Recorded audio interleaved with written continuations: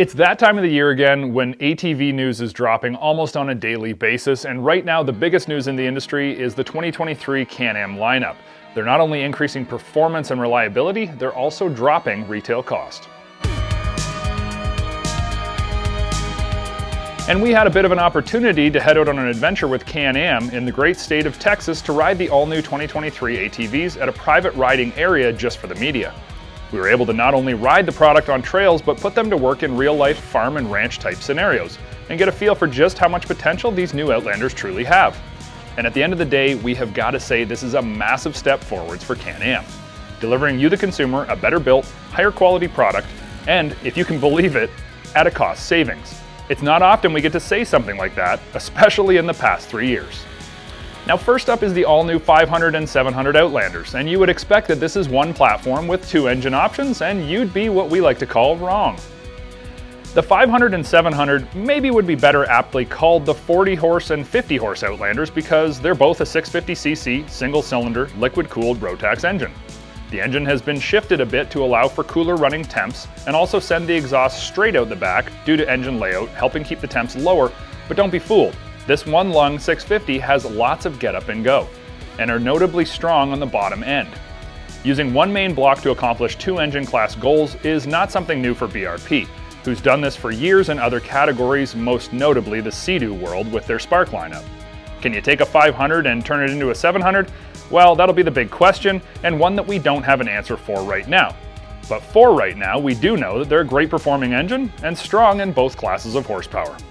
And as I mentioned earlier, when it comes to durability, Can-Am has also upped it in this department also. Using a similar quality steel to the Maverick X3, they claim strength is increased, and they also used a tubular architecture to beef it up.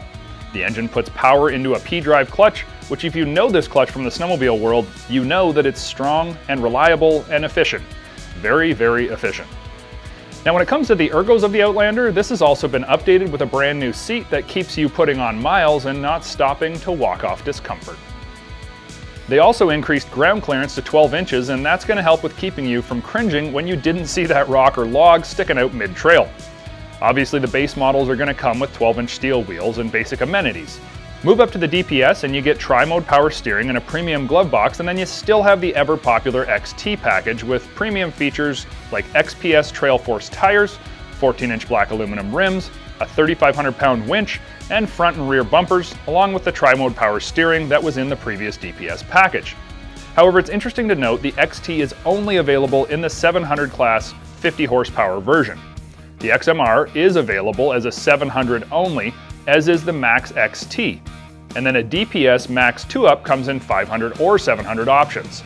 Now another area of interest is the very, very base model two-wheel drive 500 Outlander.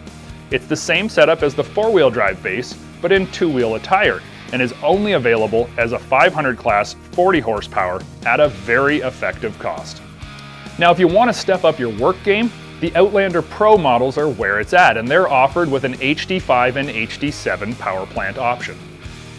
There's three main levels of Outlander Pro: the Base Pro, the Pro XU, and the Pro Hunting Edition, which is very similar to an XT with a few variations.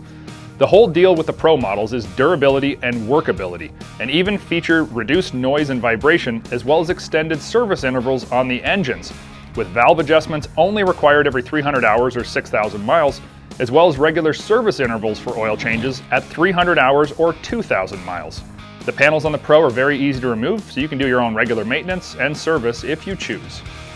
Now the rest of the chassis and ergos stay the same as the Outlander, but the Pro does have a few extra features up its sleeve.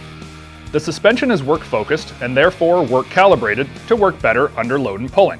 It comes equipped from the base model up with utility bumpers to help keep your vehicle safe front and rear, as well as high molecular weight polyethylene footwells to take more abuse on the ranch and not show as many signs of wear. And possibly one of the coolest features is a speed limiter, or kind of cruise control, where you can hold a set speed while doing a certain task like spraying or pulling an implement behind your ATV. Maybe it's a front-mounted snowblower, or a plow, or a rear-mounted grass cutter. You can now set a speed, and the throttle won't advance past that speed while in use, keeping your work more consistent. The speed limiter feature is standard on the Pro XU and Pro Hunting models. Both of these upgraded rigs also get the Visco 4 lock, fully locking differentials. so you can get full power to the wheels in a fully locked mode. No slipping to lock a clutch pack, it's locked up tight so you can pull that heavy load with confidence.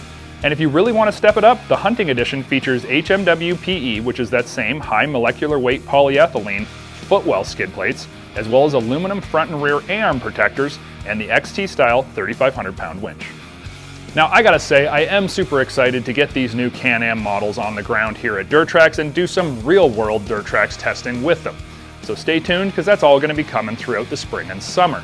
Now if you want to check out the rest of Can-Am's lineup, which still has their great G2 Outlander platforms, as well as the Renegades and the 850 and 1000cc engines, go to their website and you can get full 2023 details.